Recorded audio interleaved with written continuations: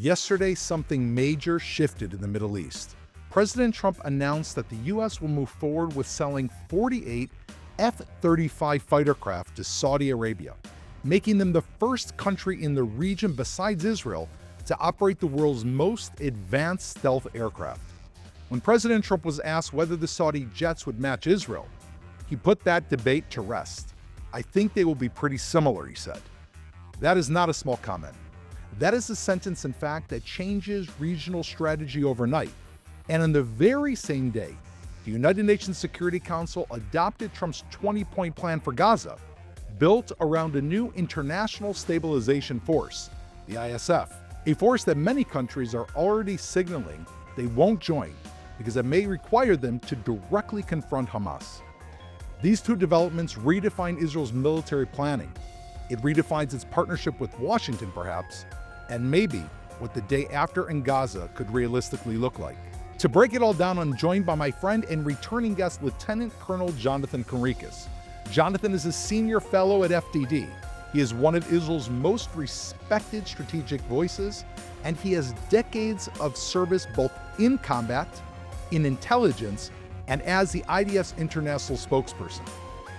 Welcome back to True East. I'm Daron Spielman. Jonathan, great to have you again. Shalom, Daron. Nice to have you back. You've been overseas. We've been overseas. You've been overseas. You wrote the book. I've just been talking, but I'm very happy to be back. You know, I haven't had any protesters at my book, and you've had protesters because you are truly today one of the only faces of Israel that's actually getting out there. How does it feel before we launch in to be what seems to be almost like a lone voice coming from Israel? No, I wouldn't say that. I mean, there's a lot of good people that are fighting that battle.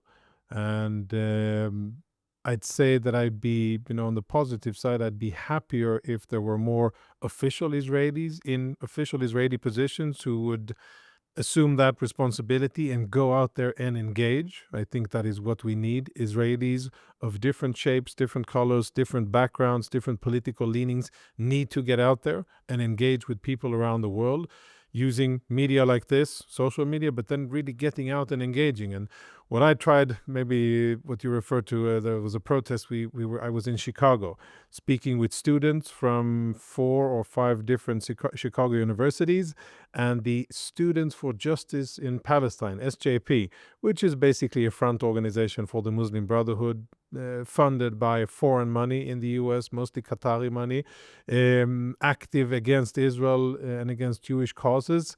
Those who were the same ones who staged the encampments and the violence and the bullying of Jews on campus, they had issue with me coming speaking. It wasn't even on campus, it was a different safe venue.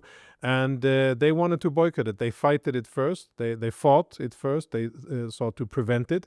They petitioned the university leadership not to allow me to come.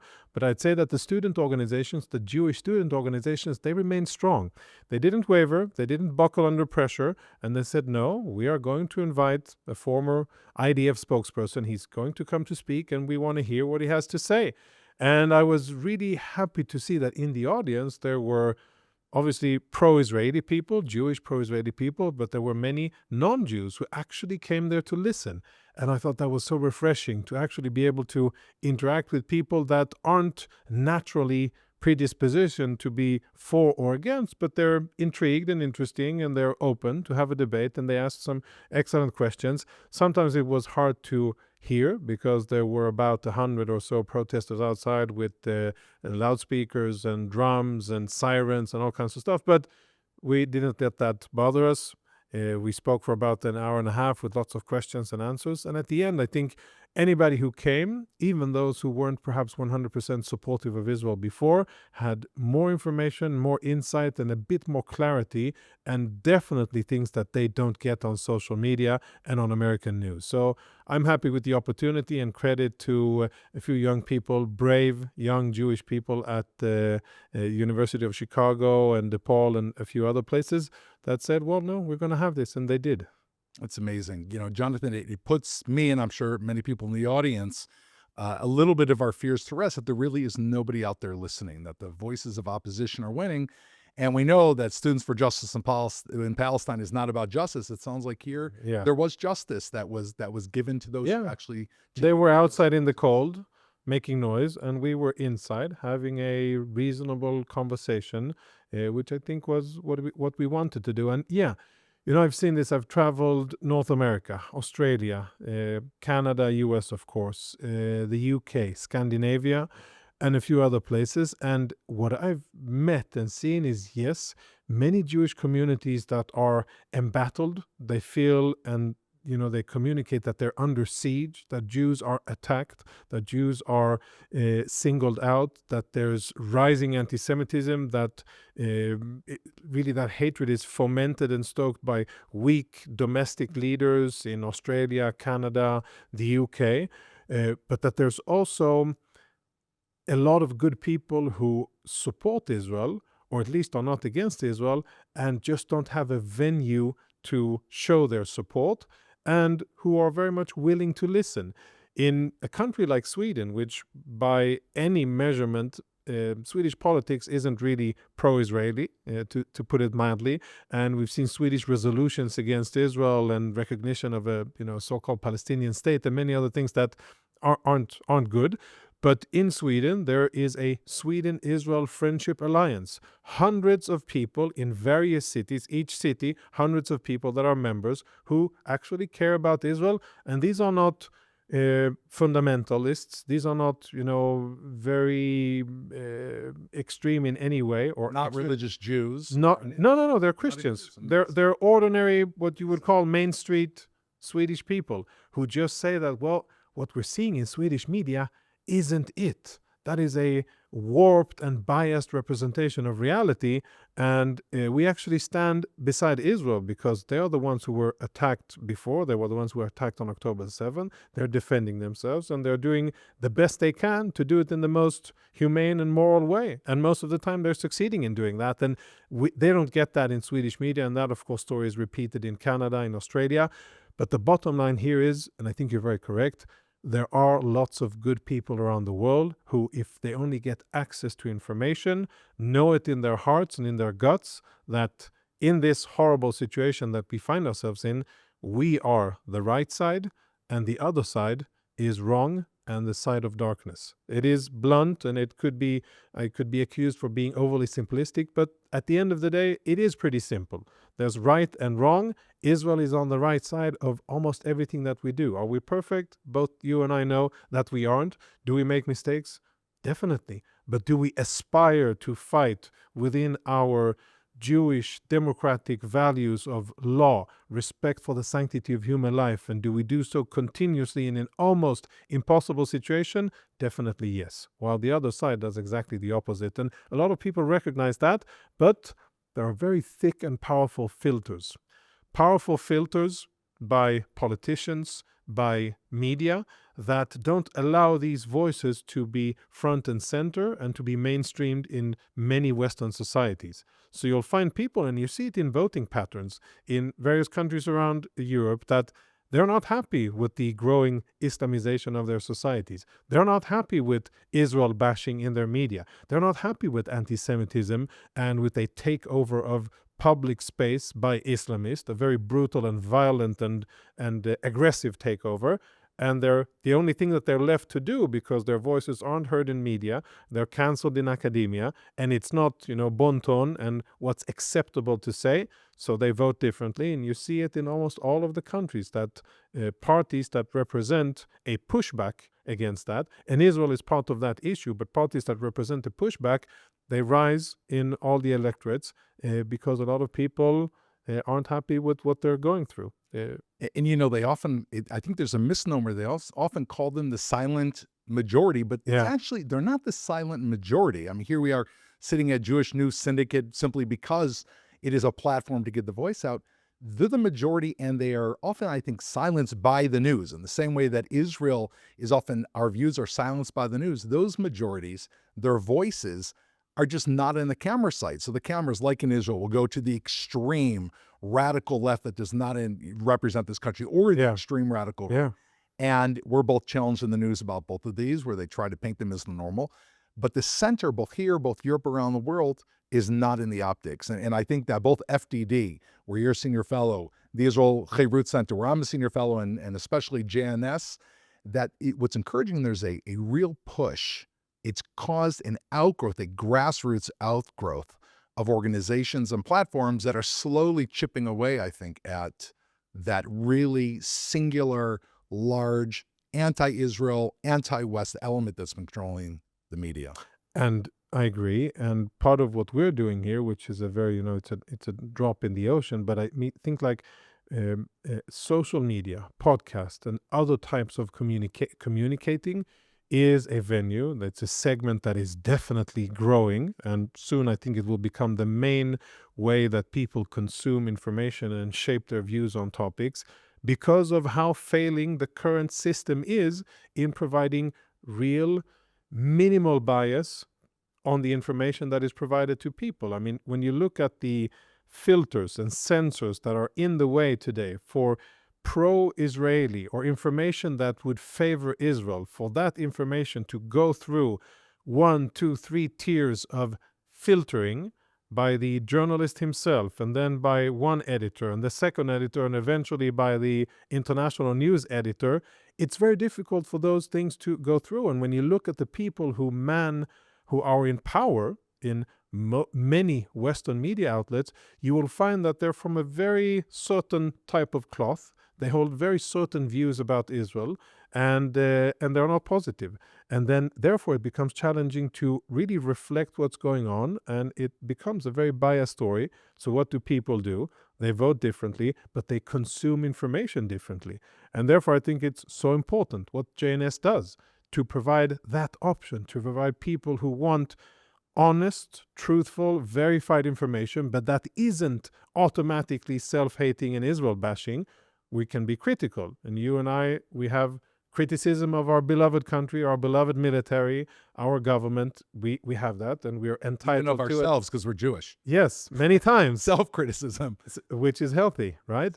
But we don't conflate that with, what you see in international media many times, which is lazy and unprofessional coverage of anything that has to do with the Israeli-Arab conflict, specifically when it has to do with Gaza and Palestinians, but in the general aspect as well. And that is challenging the business model of many established media.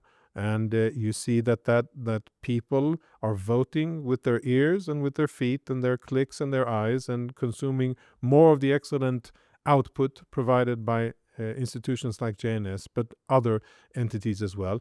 And at the end of the day, I think in maybe a generation, maybe less, that will also force change on established media, either Even now, closing. Barry Weiss. Yeah, I mean, it's an incredible development that It is. Barry Weiss has now been promoted to a major network, to such an influential position. That clearly was pushback, I think, because of the dissonance you're talking about. They're losing money, they're losing market share, and they take somebody, who's a reasonable woman. She's part of the American electorate. She's not clearly defined, but she has honest views. Honestly is the name of her network, Yes. and now Barry is now in an influential position. I think it's a story that should tell young people, but also guys in our age, the beauty of persistence, of creativity, of believing, and then it helps that you're super talented like Barry is, but really believing in what you do and fighting the establishment.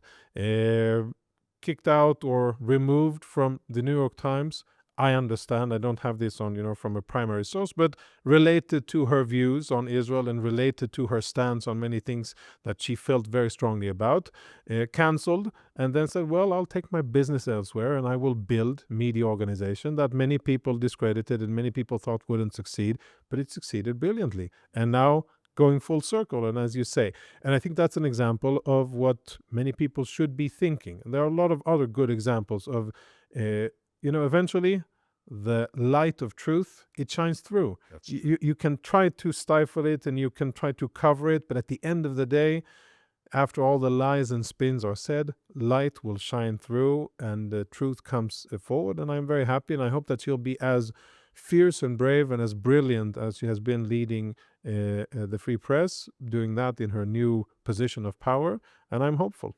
Amazing. Jonathan, this is a great platform for Yep. now for us to dig into what I think is a critically important issue, but also an issue that's complicated because it involves our greatest friend and our greatest ally and different interests in the region. So let's go back yesterday to the White House when President Trump hosted MBS in the White House to an enormous amount of fanfare. Tiger Woods and Elon Musk, I don't know if both of them ended up coming. They were supposed to come in the end. Well, Ronaldo was there. Ronaldo was there. Okay, so they got Yeah. Ronaldo, but Yeah. the real gem, of course, in the room was the F-35, and President Trump dispelled any notions otherwise that Saudi Arabia maybe wasn't going to get the F-35 or we're going to get an outmoded model. At least it seems he dispelled it by, in his own Trumpian way, said it seems it's going to be pretty similar. He said the Israelis, they're not interested. They may want you to get a lower model, but I don't think you want that too much. And, you'll get something pretty similar, Yeah. which seems to speak that they're going to be getting an advanced version of fifth generation F-35. And Oh, there's no other version of the F-35. It is a fifth generation aircraft, and the insights of it. And I'm not entirely sure, without being an air warfare expert. That's the F-35 is an extremely powerful platform. It comes with a lot of equipment built in, but then the F-35I, the Israeli variant, is based on a lot of, I stands for Israel, and it's based on a lot of things that have been developed solely by Israeli companies for the Israeli Air Force. So even if the US would want to create total parity, there are technologies that Israel has and others don't. Now, the issue here is with this platform is that it is a kind of like an iPhone in the sense that the end user has very limited influence on the system, and it's controlled remotely from headquarters in the US.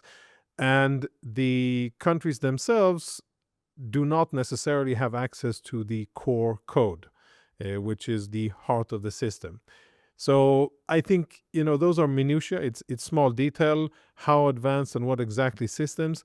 I think the bottom line here is actually it's the F-35, but it's not really the F-35. It is granting them major non-ally NATO status. Very important. And a breakthrough. 19 countries in the world, Yep. including Israel. Including, exactly. And that is a big step forward. I see that as also very positive because it removes Saudi Arabia from any ideas of being in the Chinese sphere of influence, and it strengthens the US-led alliance in the region against the Islamic Republic of Iran. So I have less issue with that, and I think that is a generally positive thing. I regret the fact that Qatar enjoys that status.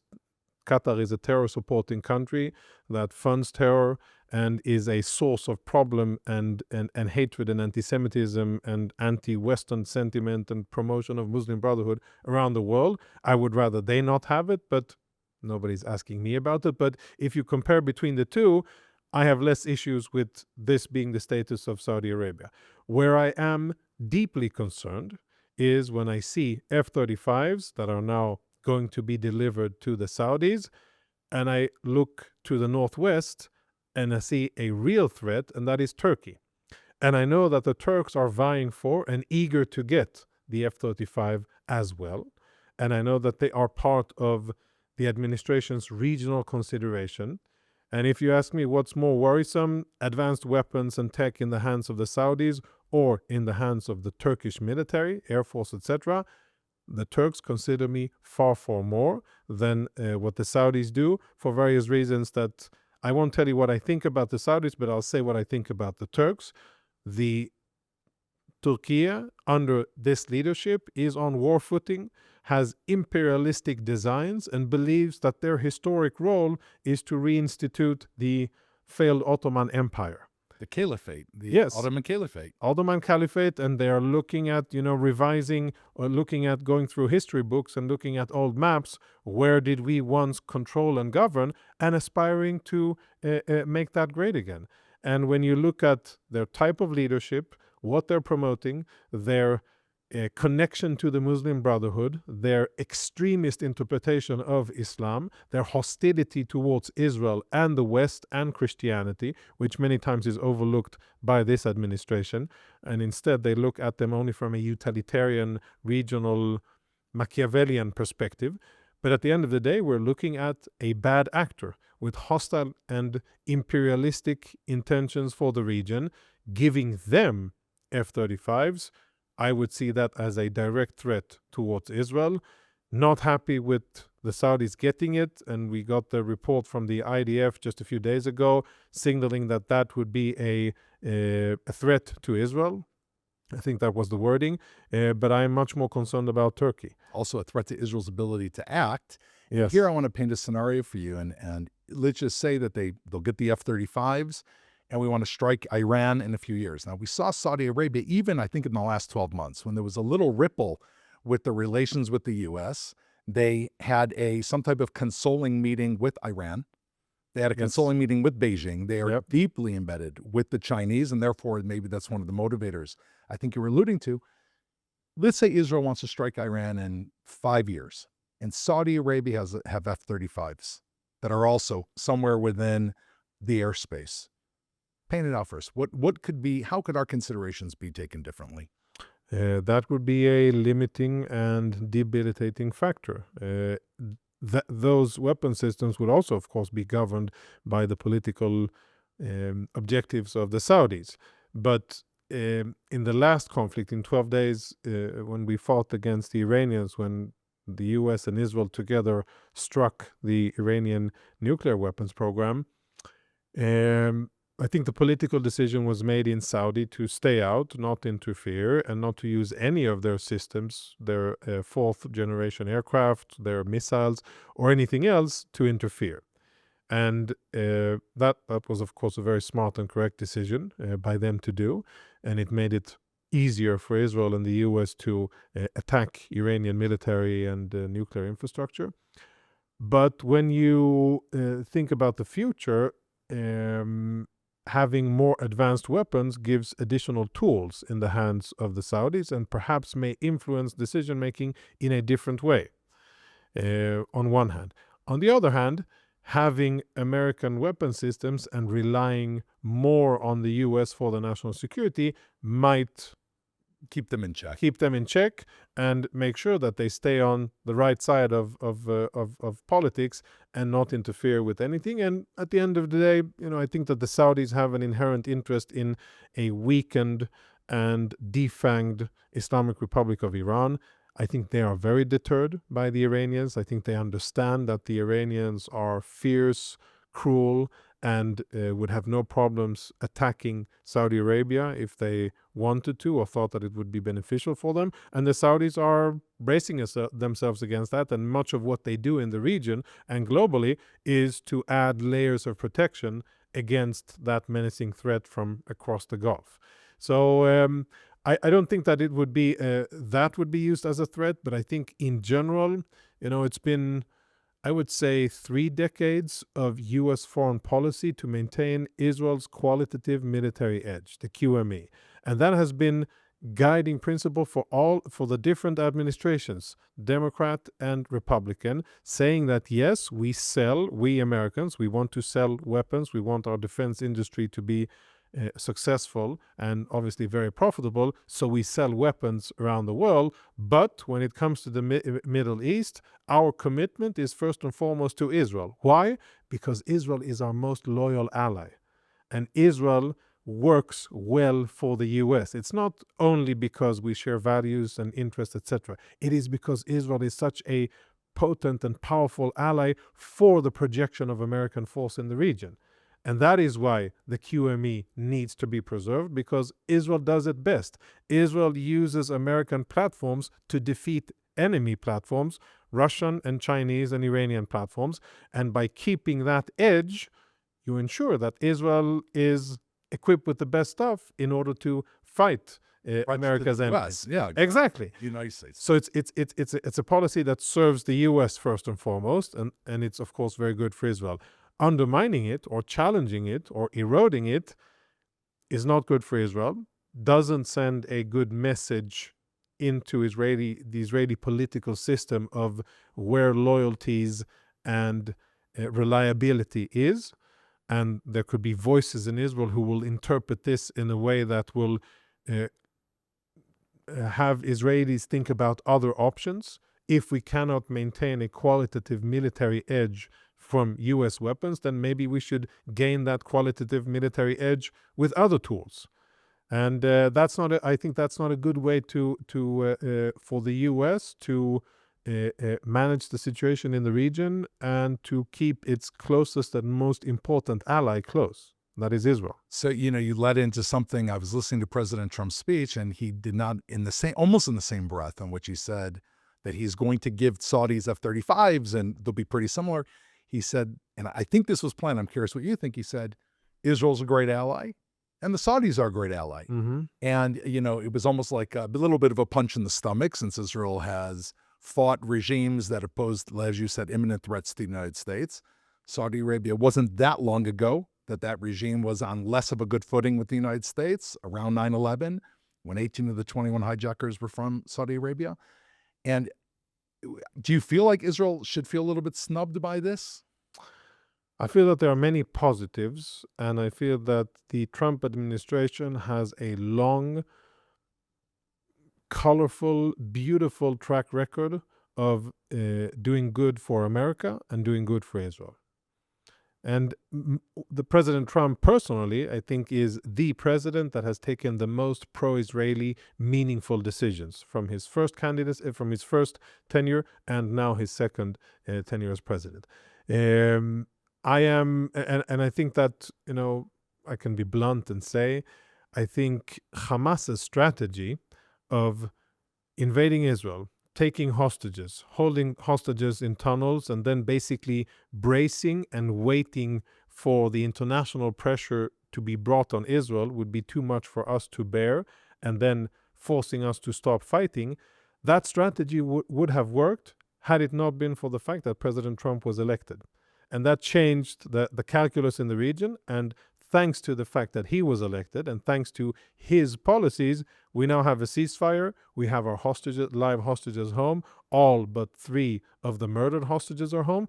And we have a UN resolution that, if implemented, Security Council resolution, if implemented, and that's a very, very big if it is implemented, it can really provide security, stability, and prosperity for Israel and Gazans in the future. Many, many positives.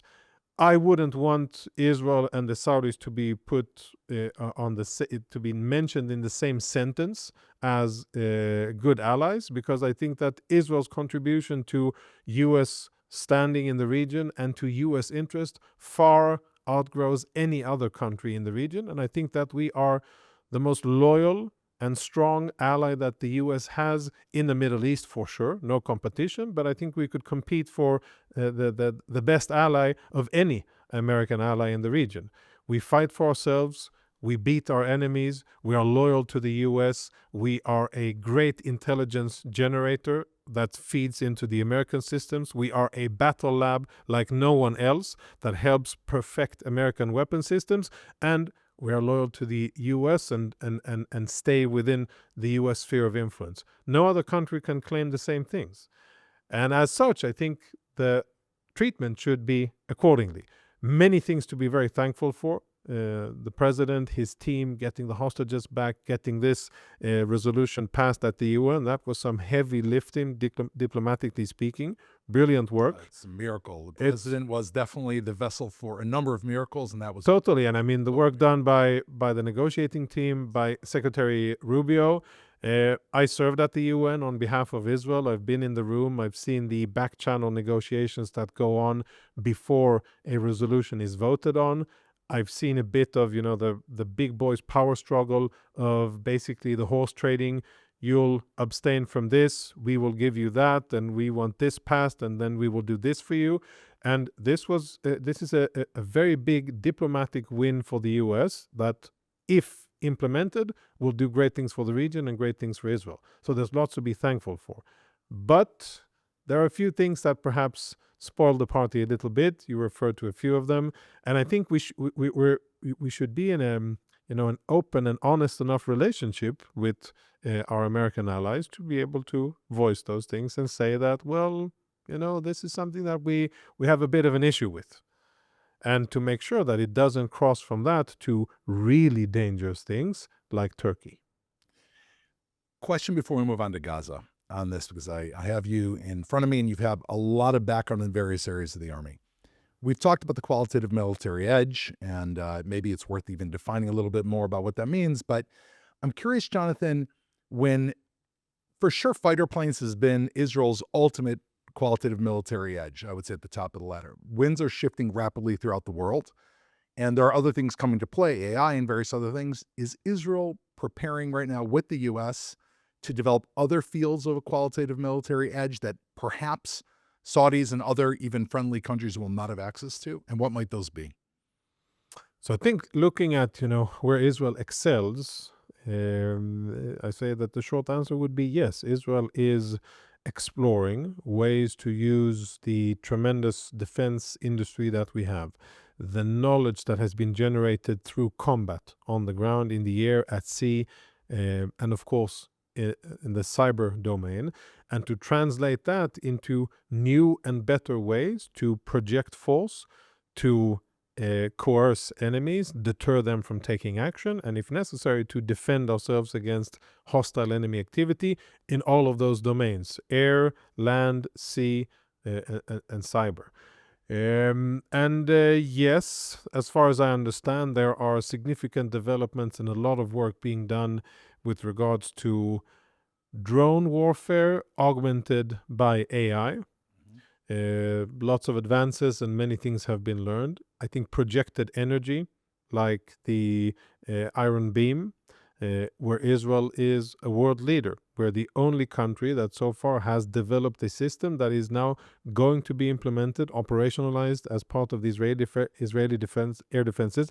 And according to the studies, according to the tests that have been made, is capable of actually shooting down a wide range of targets using projected energy or lasers. Laser warfare. Yes. Star Wars is here. Star Wars, and I think that's a topic with many applications.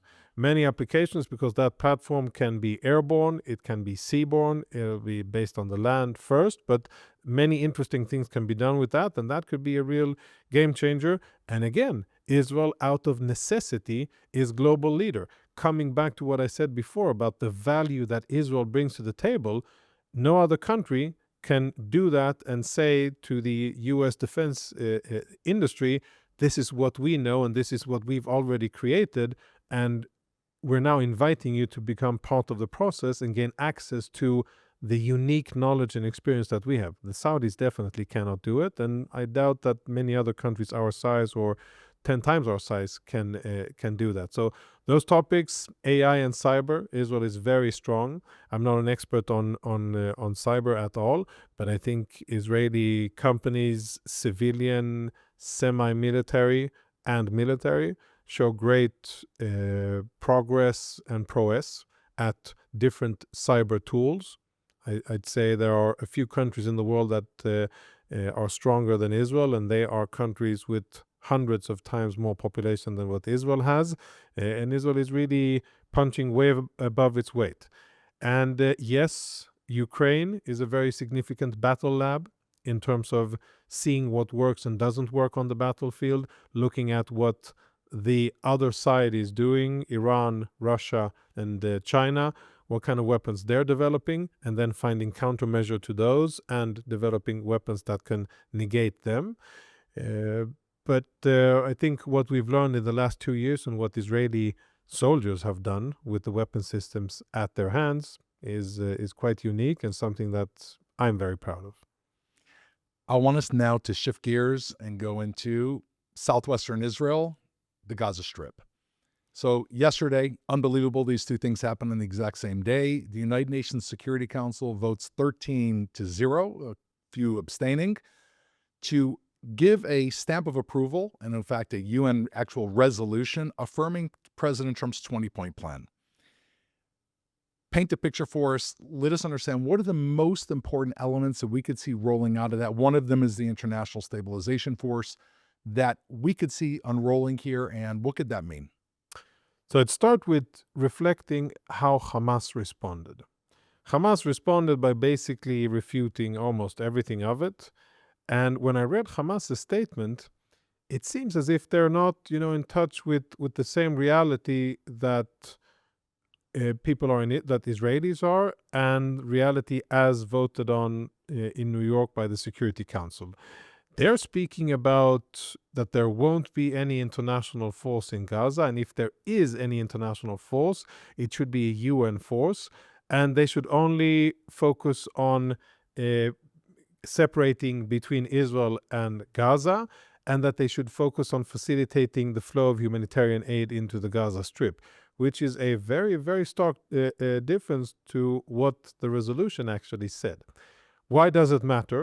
And in Hamas, in their statement, they didn't specifically threaten yet, but they stipulated how they see the international force operating. And they said very clearly, we're not going to tolerate anybody that acts on behalf of, they call us the occupation, but acts on behalf of Israel. But they didn't threaten anybody yet. I'm sure that they're keeping those threats for the future if and when that international stabilization force comes into effect. But you could see a very wide gap between the defeated side in this war, Hamas, who isn't complying and understanding with reality on the ground. And definitely, again, also another point, an important point, completely refuting any effort to disarm Hamas and claiming erroneously that this is an internal Palestinian issue and that their weapons will be handed over only to Palestinian authorities. No, that is not what's going to happen. Hamas is going to be disarmed. They are going to be taken out of control. Control of Gaza is going to be taken out of their hands, or we go back to war. And that is, which was striking to me to see that reality, that mismatch between what Hamas is communicating and what they think that they can get away with and how they can dictate terms versus what the Security Council voted and what I know Israel won't accept. Israel won't accept Hamas governing in Gaza the day after. Israel will not accept an armed entity in the Gaza Strip that is hostile towards Israel. And Israel will demand, I think very rightfully so, that Hamas is disarmed and that they won't control the Gaza Strip in the future. And that Gaza will be rebuilt and de-radicalized and all of the other things that are mentioned there. So I'd start with that and say that the resolution here it's a good one, it's a positive one, but like with many other things, the gap between diplomacy and the ground of reality, the implementation, it is perhaps the biggest that I've seen with any Security Council resolution, right? We'll take an example, 1701, Security Council 1701, that ended the Second Lebanon War in 2006, created UNIFIL II, allegedly gave that UN peacekeeping force enough authority to actually implement the resolution, create a weapons-free area in southern Lebanon. Only the Lebanese army and UNIFIL, even though Hezbollah wasn't mentioned by name in the resolution, but they were not supposed to be in southern Lebanon. And sadly, we know, almost 20 years after, that was an abysmal failure. That resolution wasn't implemented. The UN force there of 15,000 soldiers didn't engage with Hezbollah and allowed Hezbollah to establish itself with tens of thousands of terrorists, with massive infrastructure, with tunnels, with rockets, with missiles, with everything that they wanted. And we were just lucky that they didn't use it against us and didn't invade into Israel as Hamas did. So that should serve as kind of a check and a warning of what happens when the gap between resolutions and reality is too big. And I'm concerned that this is the situation in Gaza as well, because I'm not entirely sure that enough effort and pain and hurt has been brought upon Hamas for them to understand that nobody's asking them. They are not in the driving seat, and they will not govern Gaza Strip.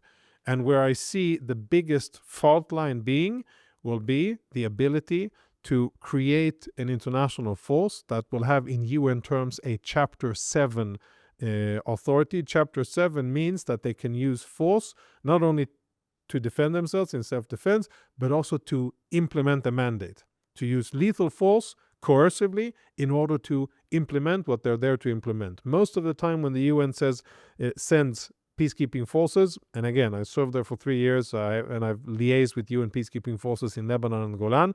It's Chapter 6. Chapter 6 means you can use weapons only to defend yourself if you're under threat, which translates to not accomplishing the mission, because the bad guys understand what the situation is, and they know that if the UN force can't use weapons against them, they're safe. They'll be able to do what they want. Chapter 7, which I think ironically also means bankruptcy in the United States, if you go to Chapter 7. Okay.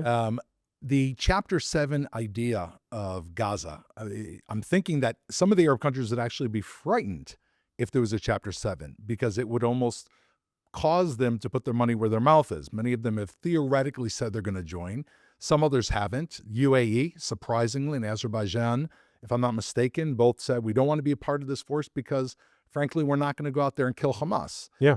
But even if there is Chapter 7 and this goes into effect, Jonathan, can you imagine a situation where one of the Arab countries that joins this commission would actively go in and root out terror, which we can assume that Hamas isn't just going to hand in their guns and, take a flower and get on a ship and go somewhere else? I mean, there aren't that many countries in the world that have even fought this kind of terror, Israel being the leader in the U.S. Where is the possibility of there being implementation teeth in this kind of deal? Yeah, I agree with you. The chances are, the pickings are very, very slim. Virtually non-existent in the Arab world. The only country that I think has the rare mix of capacity and the level of, let's say, the guts to do it would be Egypt. Egypt has a strong, long track record of brutality against Islamists. They don't beat around the bush. When there's a threat to their national security, the Egyptian security forces can be ruthless, very cruel, and they have been ruthless and sometimes effective against the Muslim Brotherhood and against ISIS when those pose the threat to Egyptian national security. When they pose a threat to Israeli national security, the Egyptians are totally fine with the situation, and they will allow terrorist networks to flourish in Sinai. They will allow gun running through Sinai into Gaza. So it's not an ideological thing, it's a utilitarian thing. But when the motivation is there from an Egyptian perspective, they have shown that they know how to fight Islamists, and they do it in the local dialect, the way Arabs understand it, the way Middle Easterners understand it. I struggle to see them do it because of the most important factor, that it would be perceived on the Egyptian street and in the region as doing something at the behest of Israel and continuing Israel's fight against Muslim Brotherhood, Hamas, radical Islamism.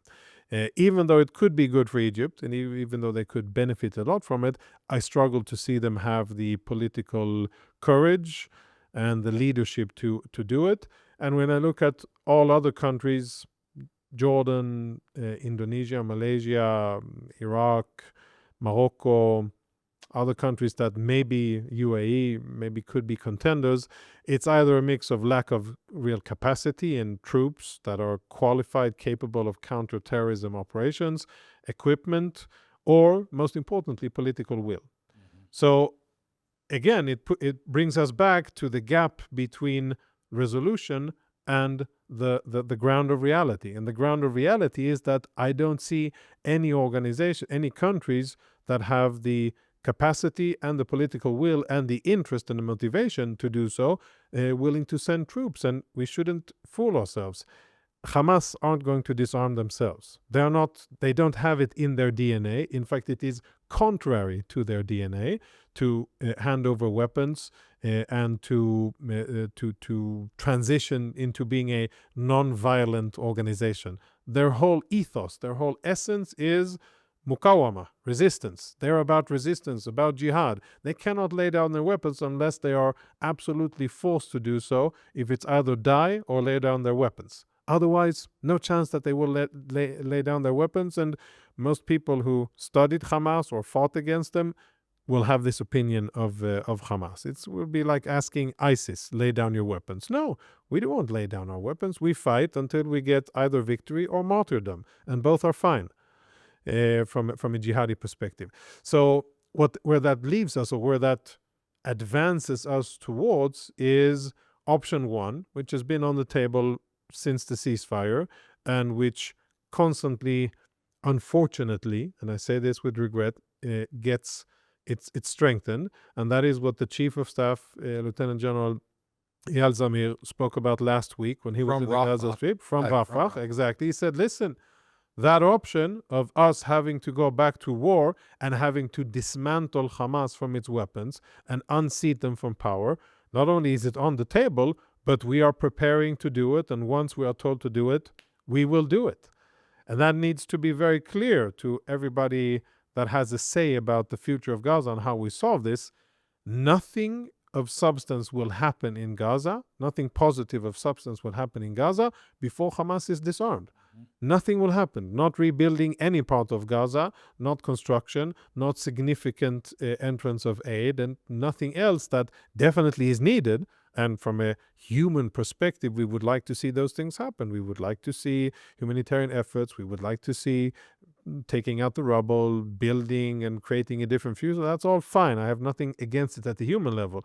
But first things first. First things is we get rid of Hamas and we make sure that all of the energy and investment that is going to be channeled towards the Gaza Strip doesn't repeat what happened in 2006, where all of that was used in order to build a quite impressive terror organization with an underground infrastructure that basically has no rivals. No country or terror organization was able to do what Hamas did, and they did it with international aid. So that needs to be clear, and that I think needs to be communicated very clearly by Israel that, fine, we're all for ISF. That's great. If you're going to send, if there's going to be a force that has the teeth and the stomach to do what's necessary, we're all for it because it means that we won't have to do it ourselves. But if that isn't happening, then we're going to have to do it ourselves, and then we will ask for your support to do it, your diplomatic support and your maybe financial support. But either way, Hamas needs to be relegated to the dustbin of history. They cannot govern Gaza afterwards. There is another idea that's being floated out there in defense circles and political circles. I'm sure you've probably heard about it, which is to create a Berlin Wall type of situation in the Gaza Strip, where the eastern side of Gaza that abuts Israel will be fully under Israeli control. No Hamas, as supposedly it is today, except deep underneath the ground.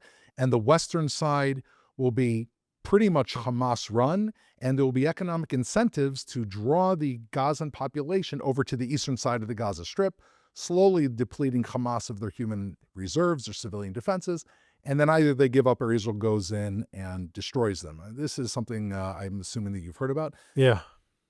First of all, I'm curious what you think about the idea, but also answering to even test the plan like this could take years. And I'm looking almost like at a split screen. There's a penny that needs to drop on the American side, realizing that there's going to have to be an effective elimination of Hamas. That will have to be done by force. And on the other hand, there's the Israeli side where there needs to be a red line that we can't wait any longer for that penny to drop. Where do you see these things coming together? So I'm not a fan of that program, of that plan. I think it could be a very dangerous and slippery slope for Israel because we could end up governing a population of 1.5 million or 2 million Arabs. I have no business with that. I have no business with governing more Arabs. I don't want to govern any Arabs. I don't want them affiliated with Israel, and I don't want them in the Israeli system. I would want the border to be established, to be recognized as an international border, for us to be on one side, for Arabs to be on the other side, and not to have ideas of enlarging the state of Israel and accommodating more Arabs into Israel. We have enough of them, frankly, and I think it doesn't support our national security. And I think that idea, while may be beneficial in creating, a counterweight to Hamas, the danger of that is that in a few years, we'll be stuck with a lot of people who de facto are under our responsibility, and maybe then they will want voting rights and additional seats in the Knesset. I have no business with that. And I have no yearning for the sand dunes of Gaza. I spent many years fighting there. I don't believe we have business there that promotes our national security. I know that there are Israelis who believe differently, including some of them represented in this government, but I don't. And I think that wouldn't be a good investment of time or resources or capabilities or diplomatic credit. So I would stay away from that, and I would focus on basics. Basics is, that idea is, it's a workaround. It's a way of not dealing with the problem. The problem is Hamas is there, and Hamas needs to go. And by doing, like an indirect, evasive approach of, okay, we'll deplete them of their people, I haven't seen that work elsewhere in the Middle East, of Arabs being able to vote with their feet and saying, I'm actually going to go with the Jews or the Americans and going to leave you, Hamas, here. I don't think we should be kidding ourselves. Hamas is Gaza. Palestinians in Gaza are Hamas. Hamas is an organization that was brought by, nurtured by, supported by Gazans. A lot of people around the world have this false distinction between Gaza and the Palestinian population. A false distinction that we in Israel also sadly supported and helped cement and create, as if they are two different and separate entities. They are not. Gaza is a result and a product of the population Hamas is a result of the product that has been manufactured by the population. People think it was imported from outside. No, there's nothing foreign by it. My son, when he was 18 years old, turned to me at the beginning of the war and said, Abba, Dad, I don't understand. Where does the world think all these fighters came from? Yeah. They were grown up inside Gaza over the last 18 years. In UNRWA schools, indoctrinated to believe that Israel doesn't exist, doesn't have a right to exist, doesn't exist. Paying for it. With, up until a few years ago, U.S. tax dollars, Canadian, Australian, European tax dollars. And they were indoctrinated to hate. They were indoctrinated to be the next generation of jihadi fighters in UNRWA schools. And then they became jihadi fighters. They became jihadi terrorists in the hands of Hamas. They are Gaza. And that's why, that solution, I think it's naive. I think it doesn't comprehend reality on the ground. And I think that effort to drive a wedge between the population and Hamas isn't going to succeed. Yes, we have to continue to do it. Yes, we have to continue to inform Gazans about the direct relationship between cause and effect. You vote in Hamas and you support Hamas, you get war and destruction. If you want a different future, then don't vote in and don't empower crazy genocidal terror organizations, and you'll have a chance at living a successful and peaceful life, and you'll maybe be better off in 5-10 years than you were 20 years ago. But and that effort should continue with incentives, with information, with religious services, education. That, of course, has to happen.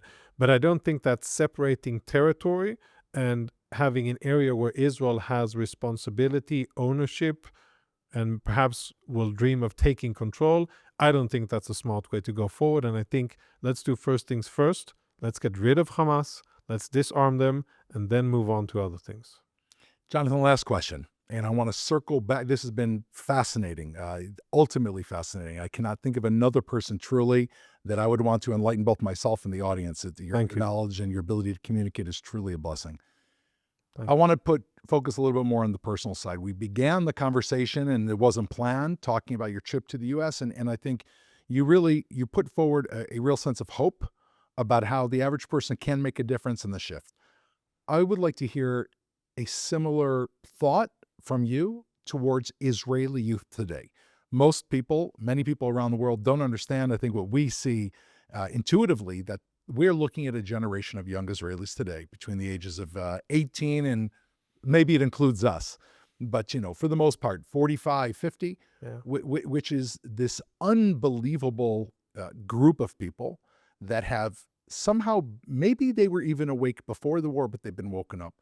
What would you say today to an 18-year-old Israeli, 20-year-old Israeli who, while there's this positive energy, they also look around and they see the complexities of everything we just spoke about? F-35s, Gaza, Israel's a difficult place. I can get to Sweden. It's not that hard. Probably have a passport to the EU from someone in the family. Yeah. What would you say to them? I share that optimism. And I've said so in international media. And, a lot of people, when you look at even at data, when you look at, this isn't, scientific, but when you look at the global happiness index, you look where Israel is positioned after 2 years of a bloody war, after continuous terror attacks, after this, international onslaught on Israel, vilifying us and vilifying our military and our young people. And even after that, you see that the happiness index in Israel, we're ranked second in the world globally, but in the age percentiles of 18 to, I believe it was 30 years old, we're number one with a significant margin. Incredible. And that the happiness index, why is it important? Because it also speaks about the attitudes, the hopeful attitudes towards the future. And they are extremely high in young Israelis, which sometimes is kind of logic defying, because you could think that, they see war and destruction and suffering, their friends have been killed, and they themselves have endured tremendous hardship in the war, fighting, etc. And they know that if they're, just 18, they'll go into military service, which is dangerous, etc. So people could think that their outlook on life would be pessimistic or, full of fear. On the contrary. And that's a beautiful thing that I still don't have a good logical explanation for, because as a father of four in Israel, I have a lot of things to say about our education system.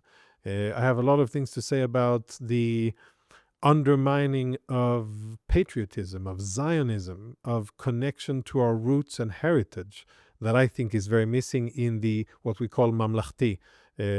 I'm sure your kids went through more religious schools. Mine are going through mamlachti schools.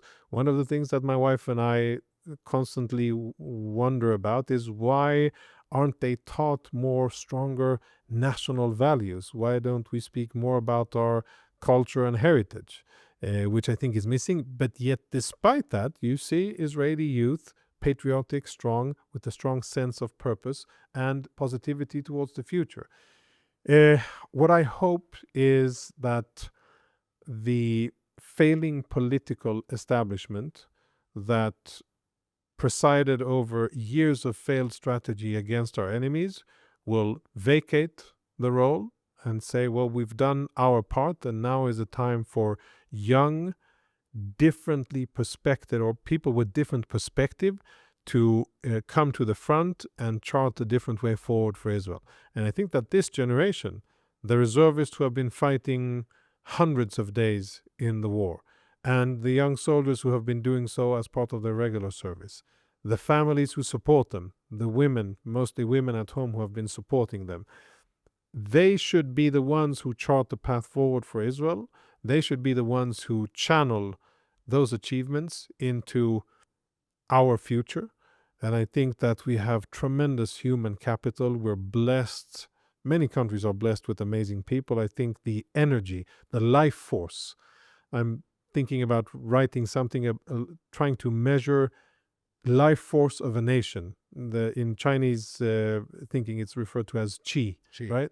So the national qi. The national qi, to think about, what kind of the strength of energy, of life force and positivity, of creative forces, which, according to all metrics, is very high in Israel. So to channel that and to go forward, I think we have to invest a lot more in our public affairs and public diplomacy. We're doing ourselves a disservice by not investing in it.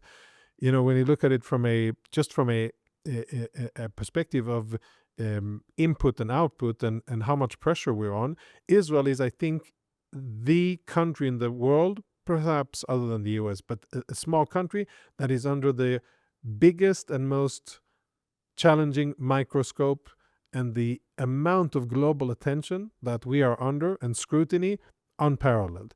Yet despite that, and that's a known fact, we can like it, we can dislike it, we can feel victimized and blah, blah, blah, but it doesn't matter. That is reality. But when you compare how much attention is focused on Israel, and then when you compare what resources Israel focuses on public diplomacy, public affairs, there's a tremendous gap. It's like two different worlds. Yeah. And I always say it's like going to a baseball game where you're playing and you've got a basketball. We're not on. It's not that Yeah. we think we're on the field. We're totally. It's like we're from Mars. Yeah, and that's a travesty, and I hope young people will be able to change that, and that the posture of the state of Israel, not from an apologetic point of view, not from trying to we're poor and we're just trying to get by. No, no, no, no, no. From a proud, honest point of view, saying this is our homeland, this is where our ancestry is, this is where our history goes back more than 3,000 years, documented in stones and in books and in scriptures and in action and in tradition and religion. This is our home. This is where we are rightfully right to live, and we just need to represent our case a little bit better and to work with the silent majority that we spoke about in the beginning, but with other nations and institutions and organizations. And I think we're now at the lowest point that I've seen Israel been diplomatically since for the long as I've been alive, in terms of our international standing, our credit, our ability to work with countries and organizations. That needs to change. I think it will change by being successful, but it will also change and will help ourselves by investing more in it. And again, lucky for us, we have the human capital. We have young, talented, charismatic, well-spoken Israelis who can do that. We have people who know how to work social media. We have creative minds who can think of a lot of things. We just need to get our policy straight. We need to get the political establishment to reflect positive Israel. And we need the parts of Israeli society that are the most contributing and positive ones actually to chart the way forward. And I believe that will happen. And I think Israel will rise and go from strength to strength. And we'll have a conversation in a few years. You'll hold me to my statement, and then we'll look at the economic metrics, our diplomatic standing, our national security. I'm positive about the future. Jonathan, I want to thank you. This has been incredibly enlightening. We've covered two elements that before I came into this with you, I felt they were tectonic shifts. And I think, like many Israelis, was, what's happening here? These two major things that have happened. How are we going to deal with it? You not only have the ability to unpack this and add a just phenomenal insight, truly an insight, but you also create a foundation, I think, that gives people the strength to deal with these. And you're a dear friend. You're my commander. I'm proud to say, Thank you. For 4 years in the Army, you commanded me. And I look forward to seeing you playing a major, major role in this growth in the future in Israel. And for our audience, I know all of our audience hopes to have you back here in the near future, and we'll follow these insights. Thank you, Jonathan. My compliments back to you, Doron. The way that you facilitate this is something that allows me to share some of the perspective that I have. You're a friend, you're a fighter, and I cherish this opportunity a lot, and thank you. Thank you, my friend.